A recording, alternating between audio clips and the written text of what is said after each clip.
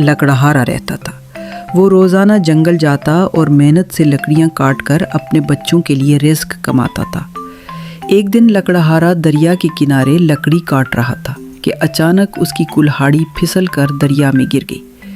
लकड़हारा बहुत परेशान हुआ क्योंकि वो गरीब था और नई कुल्हाड़ी खरीदने की ताकत नहीं रखता था। लकड़हारा दरिया के किनारे बैठकर रोने लगा और अल्लाह से मदद मांगने लगा। थोड़ी देर बाद दरिया से एक नूरानी फरिश्ता जाहिर हुआ। उसने लकड़हारे से पूछा कि वो क्यों रो रहा है। लकड़हारे ने सारी बात सच सच बता दी। फरिश्ते ने दरिया से एक सोने की कुल्हाड़ी निकाली और पूछा, क्या ये तुम्हारी है? लकड़हारा बोला, नहीं, ये मेरी नहीं है। फिर फरिश्ते ने चांदी की कुल्हाड़ी निकाली और पूछा। लकड़हारा फिर बोला, ये भी मेरी नहीं है। आखिर में फरिश्ते ने लकड़हारे की लोहे की कुल्हाड़ी निकाली।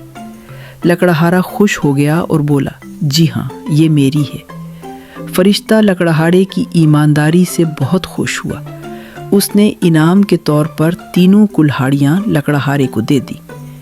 लकड़हारा अल्लाह का शुक्र अदा करता हुआ खुशी खुशी घर वापस चला गया। सबक: ईमानदारी का अंजाम हमेशा अच्छा होता है।